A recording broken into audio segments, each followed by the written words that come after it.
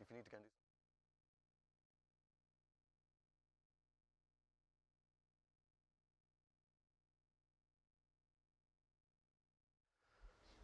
Okay, we are going to start. So, well done for making it here.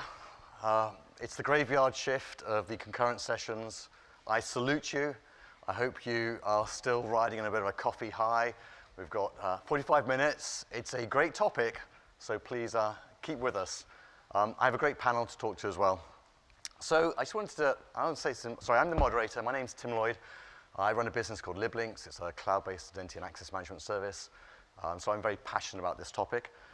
We've assembled a great group of people here, and we had a great setup, but I just wanted to make some comments about the context of what we're doing here. So those of you who were in the previous session talking about piracy will have heard and understand what a threat piracy is to our business as publishers. But the context for what we're talking about here is really improving the user experience. One reason to improve the user experience is because piracy threatens our business models. But a much better reason is because we should deliver a really great experience to people. Then we'll be successful. Then they'll use our content. They'll get more engaged, and we'll be offering a better service. So that's one side of the context. And the other part is that delivering a great user experience encompasses many things. And what we're particularly looking at here is the issue of if we move from a world that's primarily based on anonymous IP authentication to one that uses, say, single sign-on, how can we make those interfaces really, really slick for people? So, we're not presenting a panacea to the world's problems. We're not taking down Sci-Hub. But what we are doing is providing something that should result in actionable best practices and standards, things that you can take and use in your businesses to deliver a better experience for our users. So let me introduce our speakers. So in the running order, so on my left, Ralph Youngen has more than 30 years of experience in providing technology solutions for the scientific publishing industry. For the past 18 years, numerous positions in the American Chemical Society. He's now the Director of Publishing Systems Integration, and he's been actively involved in the formation and leadership of the ARI21 task force, which he's going to be talking about. So Ralph's going to be telling us about what is ARI21 and why should you be listening to it. On my left is Rich Wenger. He's representing the library side of this perspective, which often gets ignored when you're at a conference, which is really mostly focused on publishing. So he's been the e-resource systems manager at the MIT Library for 13 years, where he supports link resolvers, proxy servers, patron authentication. So Rich has got his hands deep into the foamy earth of where this problem occurs. Prior to that, he was at Harvard University Library. He's been a commercial systems programmer. He was a participant at the Universal Resource Access Forum in Amsterdam 2016, and is involved with the ARI21 initiative. And last but not least, on my right is Chris Shillham. Chris is Vice President of Platform and Data Integration at Elsevier, where he's focusing on integrating data resources across silos. He was previously responsible for platforms and systems for online products like ScienceDirect and Scopus. He holds a master's in electronic systems engineering and is currently co-chair of the ARI21 task force. So this is a group of people who have really been embedded in this area for a long time. So the format is we're going to learn a bit about ARI21. We're going to learn about the library perspective. Chris is going to talk about what are we practically doing right now and how might that turn into best practices for you to use. And then we're going to do some Q&A at the end. So over to you, Ralph. Sure. Thanks, Tim, and thanks to SSP for letting us come and present on the ARI21 initiative. ARI21 began as an initiative under the International Association of STM Publishers. It is now officially a joint initiative between STM and NISO as well.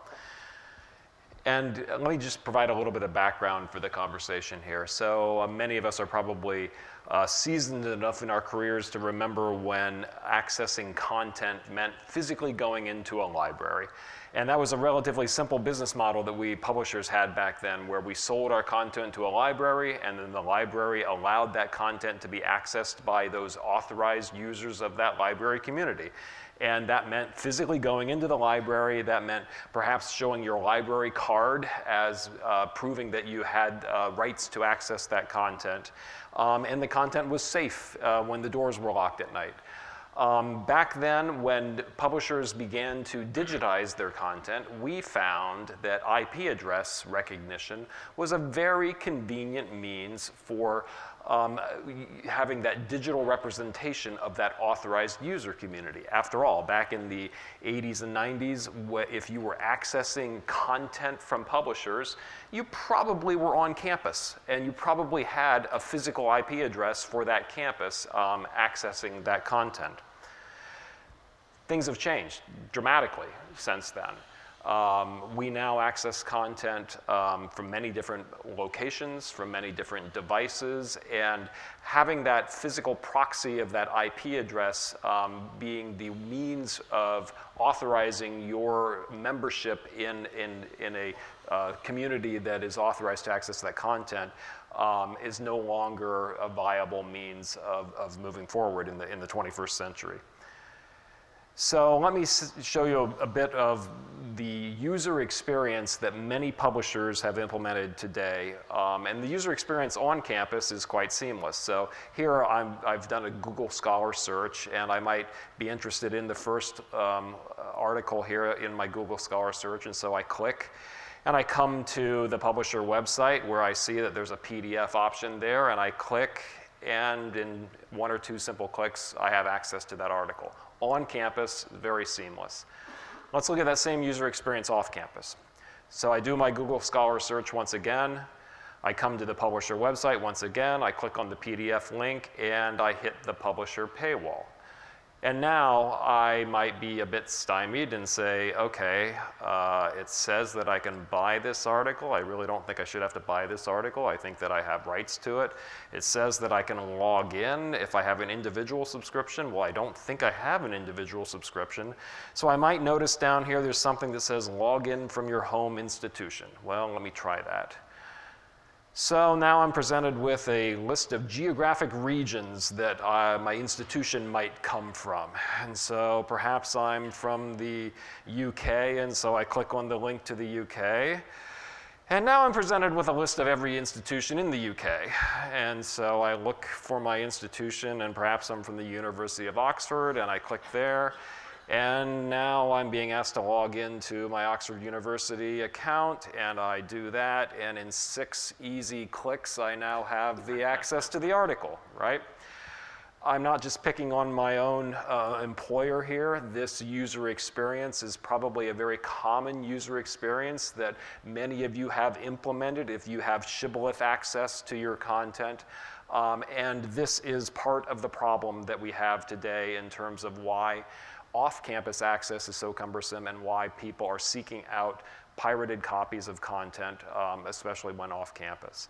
So the ARI21 problem statement, the way we are defining it is that we recognize that for the past 20 years or so, IP address recognition has been the predominant means of authorizing access to our content, and that works pretty well when on campus, but it does not meet the expectations of the consumer web providing access anywhere on any device. We also know that people want to start their research experience from a number of different discovery tools that they might have personal preference for, and that we need to support that as well. There's a patchwork of solutions today for providing off-campus access, whether it's a VPN server, a proxy server, something like Shibboleth as well. And we've started to do some user testing at ACS and really found that users don't remember or don't know how to access, their VPN server or their library portal, off campus. They just don't. That's not something that they readily, have available to them, and so they are going to go through the path of least resistance to find the content. We've talked about the piracy issues that we have today, and that we need solutions that provide better traceability so that we can track down fraud. We also publishers are facing a situation where when we have an anonymous IP address as our only means of authenticating our users, we can't offer personalized services very well to our user base as well because of that. And then the increase of piracy and fraud, that also provides a significant risk to campus security as well. And let me just I'll come back and talk about that in just a second. So some of the expectations from the community. Researchers simply want access to the content, right? They simply want seamless access to the content from any device and a consistent user experience to get to that content. For us as resource providers, we would like to perhaps be able to offer some differentiated individual personalized services to our constituents, and we've talked about the piracy issue as well. And then we have to recall that the library customers that we typically sell to are not typically in a position to take on an increased administrative burden for a solution that would require them to monitor and support. The library community is typically looking to maximize the value of the holdings that they have, and they are also perhaps concerned about the privacy of their constituents as well. So let me talk a little bit about what we see in terms of what's going on with compromised credentials, typically at the university setting right now. So if you're not aware, there is a significant black market out there for compromised university credentials. We monitor sites like this, or this one is even more of a one-stop shop for all of your STM publishing needs here, where these university credentials are for sale on the black market. And what these typically are would be, credentials that would allow access to a VPN or a proxy server. And as publishers, when the only countermeasure that we have is to shut down an IP address when we see fraud occurring, that can have a dramatic impact on an entire campus if we happen to shut down the IP address of a VPN server or a proxy server, rather than being able to only shut down the individual that is potentially compromising our security. We'd also really like to turn this conversation around a bit too, in terms of recognizing that when we publishers detect that there is potential fraud occurring, sometimes when we contact the campus, I think what the campus hears is some publisher is worried about their copyrighted material being lost. What that campus really should be hearing is your student or faculty member has his or her personal data at risk because we believe that somebody has his or her password. And so that's part of what we're trying to address with ARI21 as well, is to have a better means of cross-publisher cooperation for detecting fraud and getting back to campuses as well to report that fraud. So in a nutshell, our hypothesis is that it really is the ease of access that IP address recognition has enjoyed that is driving the off-campus use toward the pirated sites. And as I mentioned, we are starting to gather some direct evidence from our user base that this is in fact what is occurring. And so that is in a nutshell what we are trying to tackle with ARI21. So we defined a few guiding principles for moving ahead, and that is that the user experience should be seamless, should be intuitive, and that it should really work across publisher sites in a consistent way as well. It should also work regardless of where the user is starting from, regardless of the device that they are using. We fully recognize that we have to be consistent with emerging privacy regulations as well, especially if you haven't already heard about the GDPR, the new privacy regulations that are coming in Europe. That is something that we are absolutely paying attention to. End-to-end traceability we talked about, to be able to better detect fraudulent use and act upon it, and not burdening the administrative burden on the library communities to provide the solution as well. So those are some of the guiding principles. And I will stop there and turn it over to Rich at this point. Should I?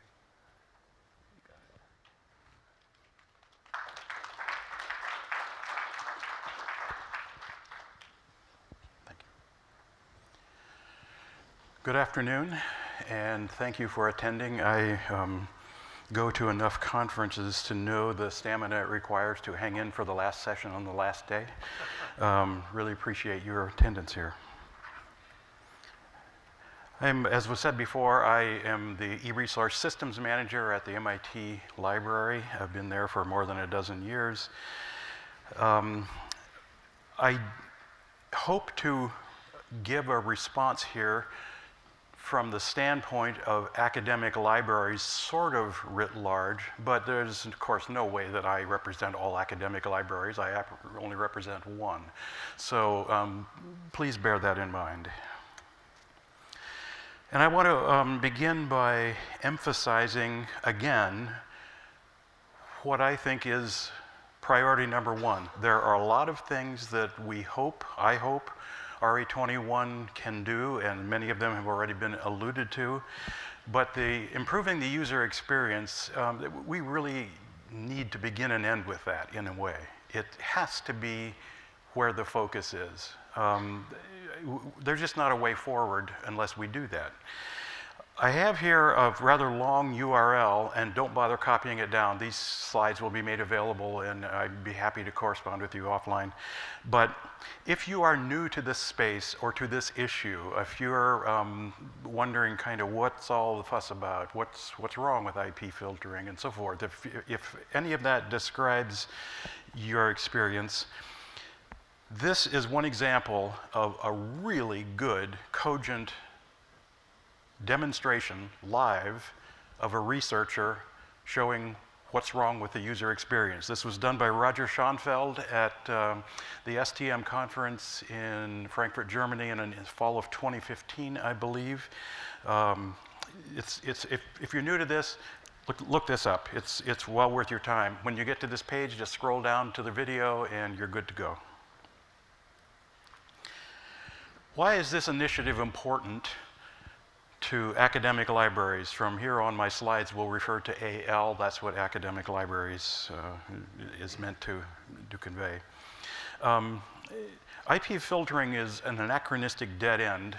I say that without qualification. It is not sustainable. It is causing huge problems, some that have been mentioned, many that have been not.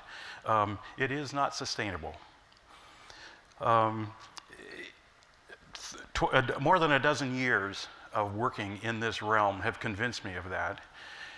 And there were a couple things that were puzzling me about this over those years, or sort of came into focus. One was that, boy, is this model broken, yikes.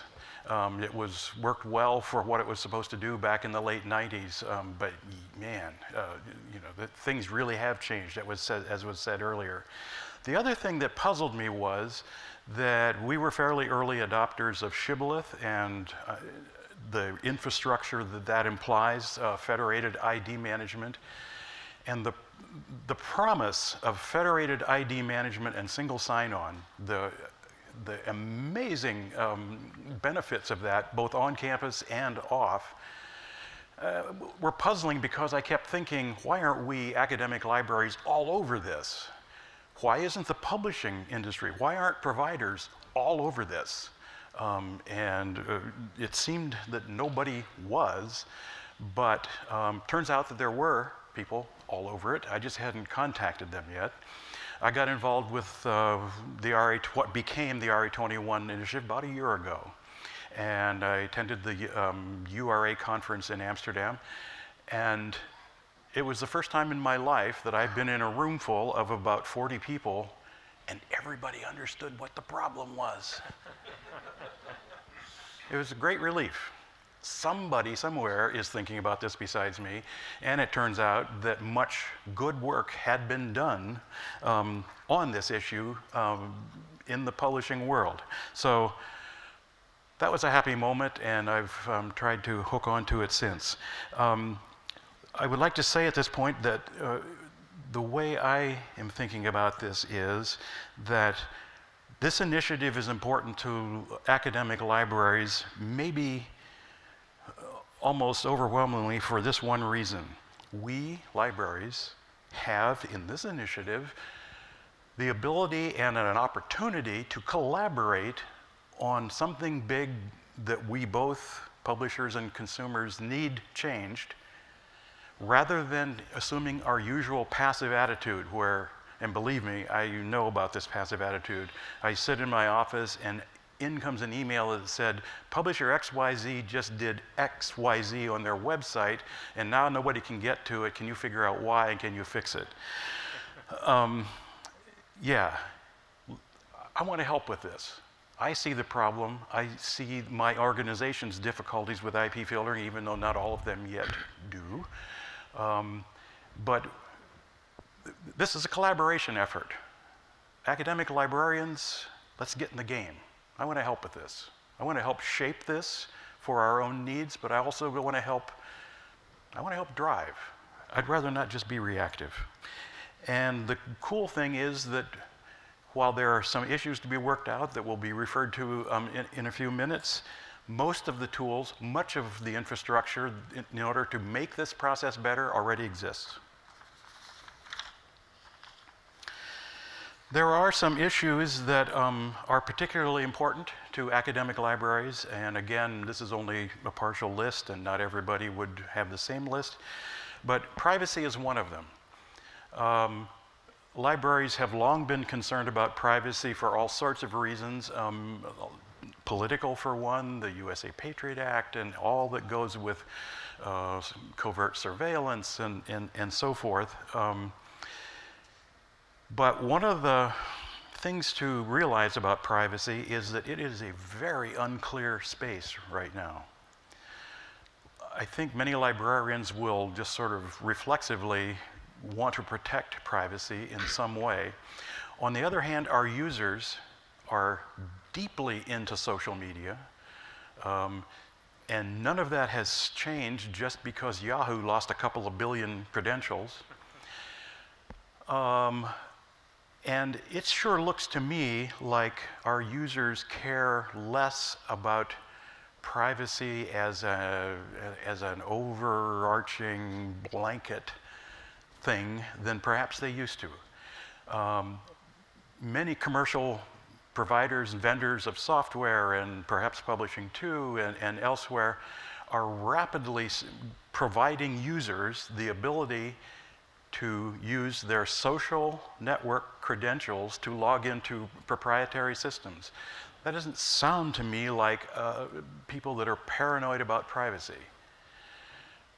But I don't want to go too far down that road. I just mention that because it's a dynamic area. And as publishers engage libraries, they're going to come up against different attitudes because libraries themselves are not at all clear about where we really come down on privacy and what exceptions we make and when and so forth. There's lots of policy discussion to be had here. Walk-ins. Many academic libraries have a public community function where they have contract language with their provider that says people who come into our library and sit at our physical terminals can allowed to have access to these licensed resources, one thing or another. Libraries take that very seriously, as they should, and will continue to take that very seriously and will continue to ask for that in their agreements. Some provision needs to be made for that. Let me just back up to privacy one more time just to say that, actually I'll save it for a minute from now, sorry about that. So, walk-ins are important. Protection of personally identifying history and usage data.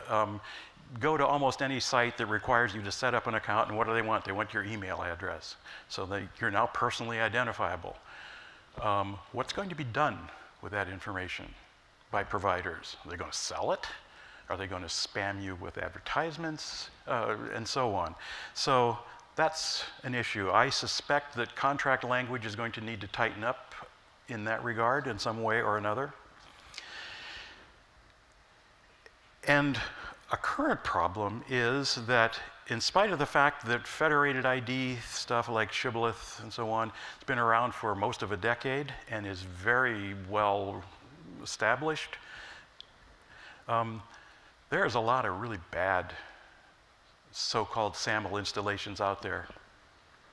And so that complicates the efforts of librarians to try to reset their internal culture. What are we resetting it to? We have to have something better than what we're seeing out there right now. These are some challenges that I think libraries are going to have with themselves. One is understanding SAML-based systems if they do not already have some experience with it. Many libraries do have, or their institutions do have, some kind of shibboleth or SAML-based, I should say SAML, S-A-M-L, is a security assertion markup language. It's the technology of which shibboleth is an implementation. There are others. If you've already got that in action in some sense, you're a long way down the road you're going to need to be to meet the promise of ARI21. If your library and or university has no experience at all with SAML-based systems, you need to get some. And you can do this before ARI21 is finished, but that's a technology, little technology hill that you need to start climbing. That'll position you very well for what's coming. Internal inertia. Librarians get set in their habits, why shouldn't they? And many librarians who've been doing the steps of setting up an IP-filtered resource have been doing it for years. It works, it just happens, and so what's the problem? I'm finding some of that in my own institution. I'm finding much else as well, but for those of you who are hearing this from the standpoint of an academic library, expect to find that. There's some education and staff training that will need to be done to make ARI21 sensible if you've not already started to look down those efforts. And the third one, resistance to collaboration with providers. This won't be new to many people, but conflicts between libraries and providers over pricing and customer service and so forth are real. And in some cases, those things have hardened into a kind of generalized antagonism that just says, the publisher has a new idea for how we might access their stuff. I don't even want to hear it. It's probably not good for us. So I think ARI21 is an exception to that. If I take no position on those legitimate conflicts, but there will be some people in some libraries who will need some convincing that something like this that's being spearheaded by a publishing group could possibly be good for us too.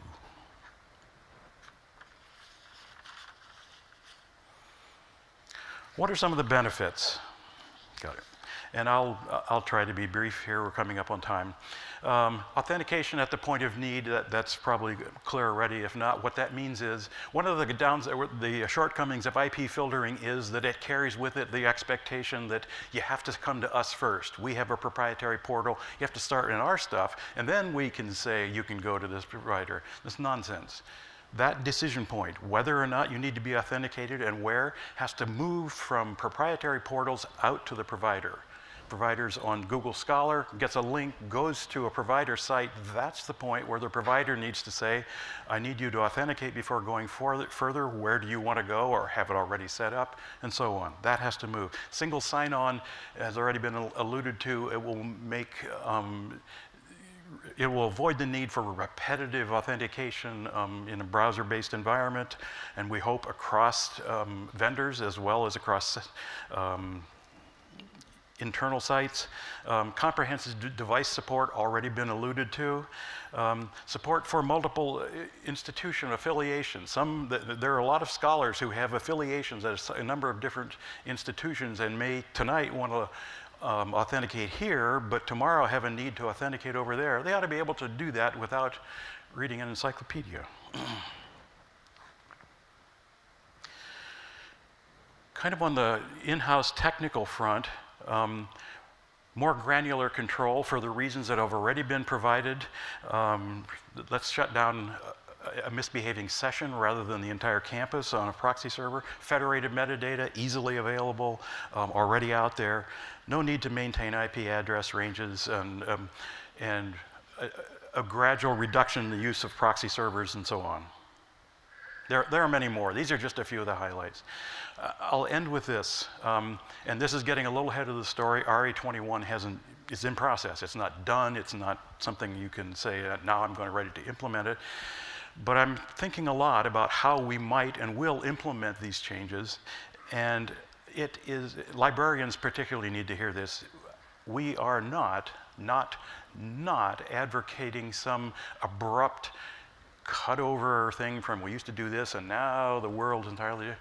If we do this well, we're going to have to support both models, IP filtering and the federated approach side by side for a long time. That gives us the possibility of a very gradual, phased shift over. And my bottom line is, if we do this carefully and well, it should be almost, not quite, but it will be almost invisible to your users. I hope we can get there. That's all I have. I can be reached at this email address, and I would very much love to converse with anybody who has reactions to this, comments, critique of any sort, both here and those of you listening remotely. I'd like to hear what you think about this, and particularly if you're representing an academic library. Thank you for your time and attention. Thank you, Rich.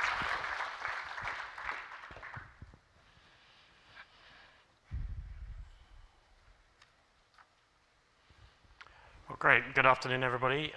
Thanks, Rich. Thanks, Ralph, for that great setup. I'm Chris Shillam with Elsevier, one of the co-chairs of the ARI21 initiative. And I want to talk about what we think is the answer, where are we heading, and a little bit about our process. So a lot of the thinking about the user experience is informed by what's going on in the consumer web today, right? And I think over the past 2 or 3 years, a lot of people have realized that users don't want to have to manage different user accounts, different passwords for every website they sign up to, and increasingly it's ubiquitous that you sign in with one of the major social identity providers to any website. You're lucky if you even get these many options, right? Most websites we go to sign in with Google or sign in with Facebook, right? So that's a pretty seamless user experience, and it's something that's very consistent and something that users are used to, right? However, in our world, in scholarly publishing, it's a little bit more complicated because social identity providers just tell us who the individual is, which we're potentially interested in. We'd love to be able to provide, most of us, I think, better personalized services. But the thing we really need to know is what's the institutional identity or the institutional affiliation of the user, because that's who's purchased the resources, right? So we're trying to apply some of the user experience thinking from the ubiquitous social sign-on experience, but into this world where we have to combine potentially individual identity if you have personal subscriptions or in order to provide the personalization with the institutional identity into figuring out what you can get and what you can do on any of our sites. So fortunately, there is a technology that's, as Rich mentioned, that has been around in this space for more than a decade that does all the complicated stuff that we need to do here, this federated authentication technology, which enables you to sign in to a remote resource using your institutional credential. And a bunch of very smart people, led by Internet2 and various people at academic institutions in the US and in Europe, have solved this problem, right? The difficult stuff is the trust framework, using certificates. The difficult stuff is the privacy preservation at the very heart of this system. Unfortunately, if you talk to these guys, they're not very good at designing user interfaces, right? They're not very good at UXs. They're lousy. And in fact, we had a great workshop about a month ago. Both the SGM conference and the Internet2 conference happened to be in Washington, DC at the same time. And we sat down together to say, if we can take the expertise on the trust management and the privacy management from the SAML and the identity management community, and some of the experience we have in putting together good web UIs in the publishing framework, publishing world, we should be able to solve this problem. So how we're structuring ARI21, as Ralph mentioned, it's a joint initiative between NISO and STM. What we really want to do is to enable a variety of pilots to take place, hopefully through the end of this year. I think we might run over into the first quarter of next year. We have a set of use cases that we've developed, and the idea is that groups of interested parties get together, form pilots, try out different approaches to the problem, test them with groups of users. We want to then wrap those up at the end of the process and develop a recommended practice that will be vetted and published through the NISO process. Currently, there are 3 pilots underway. I'll talk briefly about each of those. We have one working with some corporate customers in the pharma industry.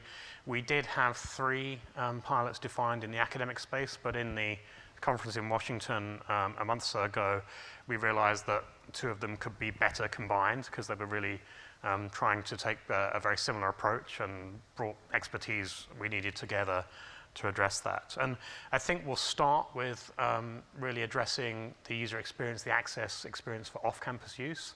The goal eventually is we can make that so seamless that there's no need to have a different solution, the IP solution for on-campus use.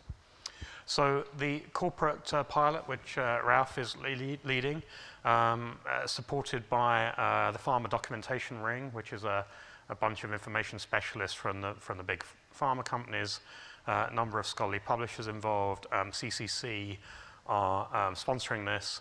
And the idea here is to really validate this idea of using SAML-based access control in a corporate setting.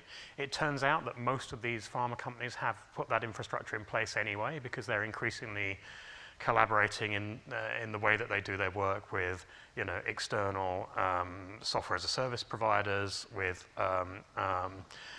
contract research organizations. So the infrastructure was mostly there, but the information specialists largely didn't know about it. They also have not thought about the idea of federation, which means all of the setup today of SAML has to be on point-to-point between each company and each resource provider. The idea of a federation means you can do that with a single intermediary, makes configuration a lot easier. And they're very interested in doing more granular usage reporting. And again, this SAML technology enables a way for institutions to provide keys, identifiers. Publishers don't care who they are, but can be used then to split out and classify reports that we send back to the customers.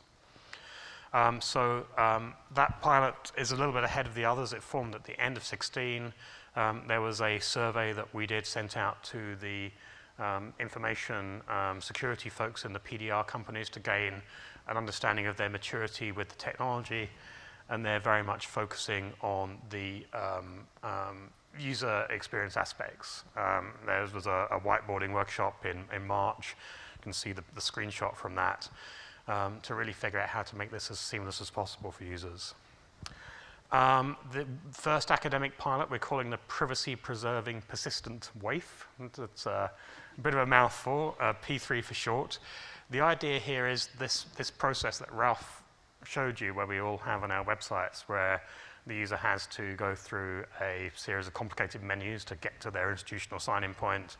Well, let's figure out how to make that much more streamlined, and let's remember that across all of us as resource providers, so users don't have to get through that more than once, but do that in a privacy-preserving way, which is a bit tricky because that's quite a sensitive piece of information, right? If there's a central point that knows all of the users and all of the sites they're using, that's very rich for abuse. So the idea here is to store that information in the local browser session, so there is no central point. We have a bunch of participants across the identity management community, across the vendor community, number of institutions, including Rich from MIT, and a number of publishers. And to give you some idea, these are just wireframe concepts, but compared with the UI that Ralph showed you, the idea is we'll bootstrap this whole process by using an institutional email address. Most users are used to signing into websites with their email address. This will be the first time you sign into any of the participating sites, and we'll figure out how to take you straight to your institutional sign-in point. The idea, and then you get straight to the article. The next time through it, any other participant will be able to retrieve that choice of identity provider from the browser local storage in a secure, privacy-preserving manner, and you won't even have to tell us who you're from. And potentially we can get to the point where this is automatic and we just assume we're going to check to see if you're already signed in with MIT before we ask you to make another choice. And I think I covered this. The way that this is privacy preserving is by only really using the domain piece of the email address and by storing that knowledge in the browser local storage. The second academic pilot is being run by Atupon. So for those of you in the previous session, people in Georgios' team, and again, they're trying to tackle the same problem, which is how to avoid the users having to go through that bootstrapping where you from process multiple times. And what they're doing is they're building a central open source server where publishers can exchange that information in a secure way. And again, the same realization is that asking users to do that many times is just annoying and unnecessary. So their concept is called the Wave Cloud, and they have this idea that when users sign into any of our sites, some identifier relationships are stored in this central Wave Cloud, which enables other publishers to retrieve that information. And some of the nice things they've done in their prototype is they've really made this transparent. So the first thing that the publisher does is to say, hey, is the user signed in anywhere else? And if so, we won't bother even asking them. So where are we at? As we mentioned, we formalized this initiative as a joint STM NISO initiative earlier in the year. A bunch of publishers from STM have provided some initial bootstrap funding to hire 2 dedicated program management staff. We have a program director, Julia Wallace, who some of you may know from the publishing industry. She's consulted on a number of these cross-publisher collaboration projects. And we have Heather Flanagan as our pilot coordinator, who is very well versed in the educational identity management community. So she's been great in kind of bringing the community together. And what we've just done and just posted on our website is expanded the steering committee for this initiative. So we've expanded it from a group of publishers to a group of publishers, a group of librarians, plus a group of vendors and internet identity specialists. So I think that's the last slide we have. If you'd like to know more, we have now a pretty good website at ARI21.org. Describes a lot of what I've talked about, the 3 pilots. It has an FAQ that we're building as we get questions asked in various forums. And we also have an email list set up. Just email Julia or Heather and we can get you added to that list. And we will be putting together a set of webinars in order to keep the community informed as we move forward. So that's it. Hope that was interesting. Thanks very much.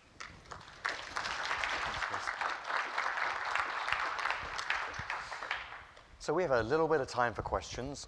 Before we go any further, I just wanted to check with you, Chris. So if I'm a publisher sitting in the audience, this sounds interesting. Maybe I don't want to get involved in the pilot, but I want to get ready. What should I do if I'm a publisher? So I think the key thing is that if you haven't already implemented Shibboleth, SAML, single sign-on, we're not wedded to that. If somebody wants to bring forward another pilot that uses a different or better technology, then fantastic. But all of the pilots which are underway today are anticipating that the SAML federated authentication will be the core of the process. So if you haven't already implemented that, or if your platform provider hasn't already implemented that, then that will be a fairly safe bet as something you could do while we're figuring out some of the details of the recommendations going forward. Okay. Are there any questions from the floor? Do you want to go to the microphones?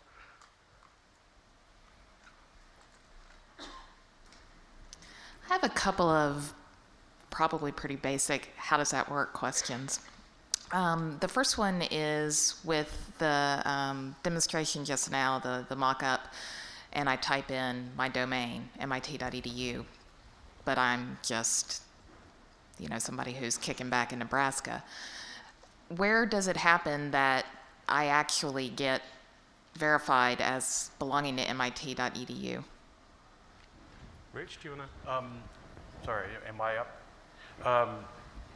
What will happen is that the infrastructure that Chris is describing will refer you to an institution to authenticate. Okay. So if you are just to hang out in Nebraska and you put in mit.edu, you will see MIT's login page. Okay. If you have MIT credentials, you're good to go, but I suspect your use case is that you don't, you go no farther. I figured that must be what was happening. I just didn't see it there. The other piece was, Rich, you said that this would gradually phase out use of easy proxies. If IP authentication isn't part of it, why wouldn't it immediately end easy proxy? Or not easy proxy, but proxy servers. Right. What I'm thinking about there is that there are a lot, I don't know about other institutions, but we have lots of providers, particularly smaller, I sometimes refer to them as mom and pop shops and so forth, who are not able to support an infrastructure like SAML-based and all of that, who just don't have the technical resources. They're just a really low-budget operation.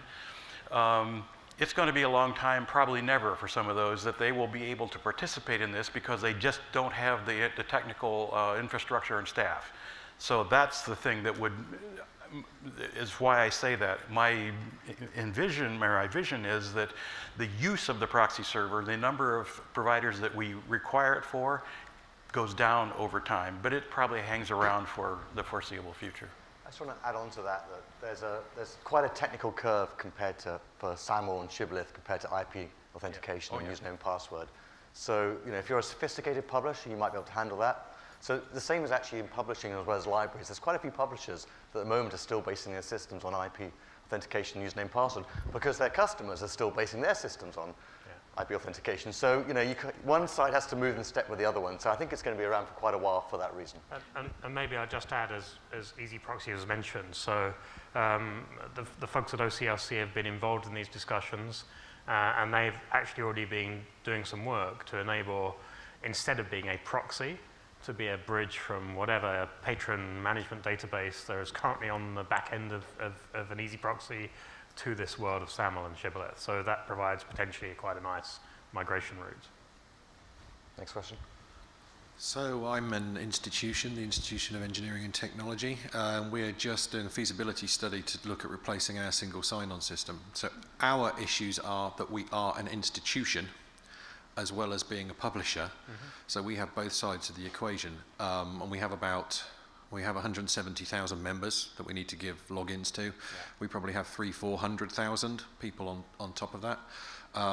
So I'm very interested in ARI21. We're actually looking at the Azure Active Directory B2C implementation for precisely these kinds of reasons.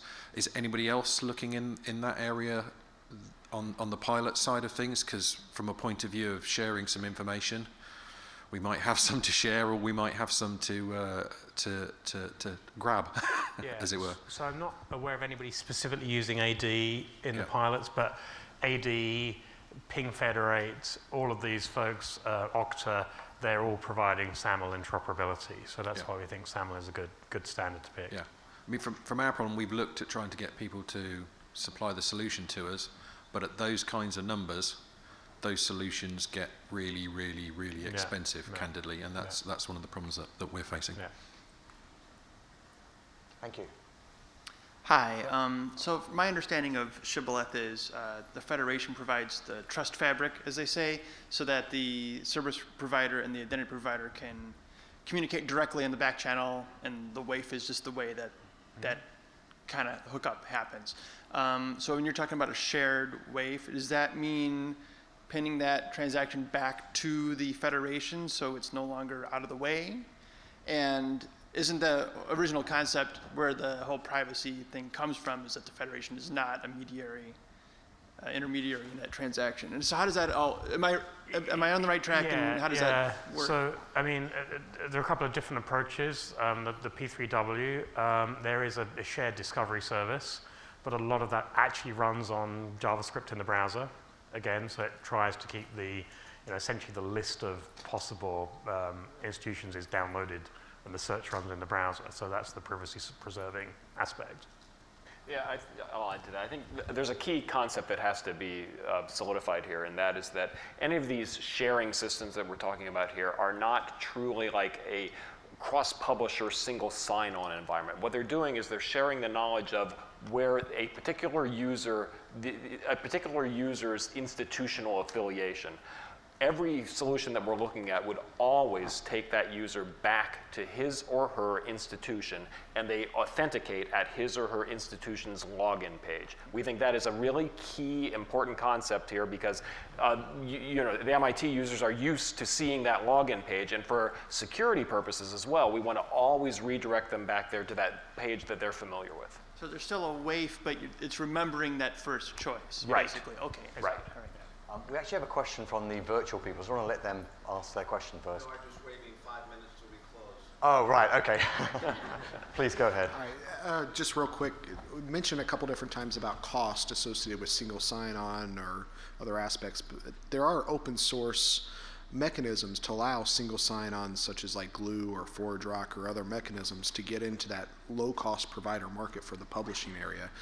Is the plan to do some pilot or proof of concepts with those, so then that way the low-cost publishing providers can actually be able to adopt those things to help this move along more smoothly? Yeah, I mean, I don't think we did mention cost. I mean, that the core reference implementation of SAML is Shibboleth, which is and always has been open source, right? But specifically, we're not seeking to endorse or adopt any technology. We're seeking to make a recommendation on a set of recommended practices, and we expect that a number of ways to implement that recommendation will then come forth, whether they're open source or whether they're commercial opportunities or whether they're packaged vendor solutions. Yeah, I think the cost that we referred to was the cost of the campus providing the infrastructure to support a SAML-based solution. And on that front, I also know that the research and education federation operators, like in the US InCommon, for example, where as now they have about 300 or so institutions, more top-tier institutions that they cover, they are also looking to try to provide a packaged solution that would be applicable to a wider array of academic institutions as well. Yes, please. This is just a basic kind of question, but what's the time frame for all of these? So how long are the pilots going on for? When are they expecting to end? What happens after that? When are we potentially likely? When are we potentially likely to actually see this on a huge range of platforms? So potentially we'd like to get the pilots done by the end of the year. I personally think it'll probably take a little bit longer. Then typically it's a 3-month cycle to go through the review process for the NISO RP. So we think we'll have a clear recommendation by the middle of next year. And then it's the typical, whether you use a platform or you have to build it yourself, a typical implementation cycle. Sounds like a session for SSP 2018. There you go. Yes. This also might be a basic question, but how are you squaring, we talked a little bit at the beginning of the presentation about personalization. How are you squaring privacy and personalization? Yeah, sure. So my take on that is that it's all about user consent. What you need to be able to do is put up a user experience that makes it very explicit, where the user is granting, voluntarily, personally identifying in order to get personalized services. So that's what we're looking for. Could I just make a comment on that? Bear in mind also that identifying a user doesn't necessarily mean personally identifying. I mean, there's a balance here, but it is possible right now with Shibboleth, for example, to identify users with an opaque persistent identifier, so that when they authenticate, the vendor gets an identifier. It always get the same one from that person, and they can control the session and all the rest of it, but they don't know who's behind that. Only the institution would know that. So there are some gradations possible here. Great. We have well run over time. Thank you so much for asking questions this late in the day. I really appreciate it. Thanks a lot, guys. Thanks to the presenters. Safe trip home, everyone.